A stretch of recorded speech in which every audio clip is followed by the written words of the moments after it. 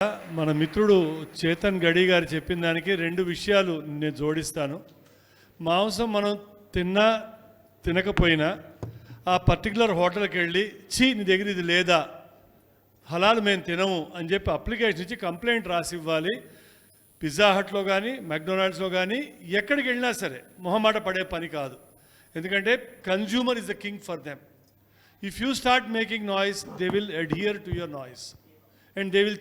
అప్పుడు ఏం చేస్తారంటే హలాల్ సెక్షన్ వేరు మామూలు సెక్షన్ వేరు అని పెడతారు. అక్కడ దాకా పట్టుకెళ్ళాలంటే మనలాంటి వాళ్ళమే దీన్ని ముందుకు పట్టుకెళ్ళగలుగుతాం.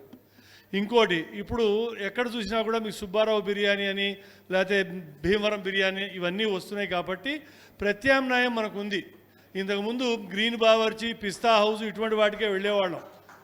షాగ్ హౌజు ఇటువంటి వాటికి వెళ్తారు జనరల్గా.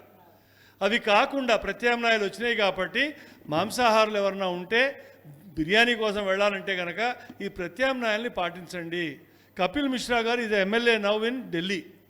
వారు కంప్లీట్గా లిస్ట్ తయారు చేశారు. ఢిల్లీలో ఉన్న హలాలు దుకాణాలు ఏమిటి, కాని దుకాణాలు ఏమిటని లిస్టు ప్రొడ్యూస్ చేశారు వారు.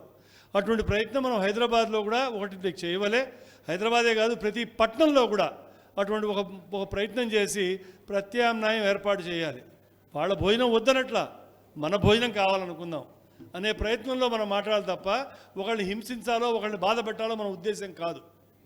సో ఇది మా చేతన్ గారు ఇచ్చిన ముఖ్య సందేశం ఏమిటంటే హలాలు వల్ల మన చేత్తోటి మన కన్ను మనమే పొడుచుకుంటున్నాం అనే మాట గట్టిగా చెప్పారు. ఇక్కడి నుంచి తదుపరి కార్యక్రమం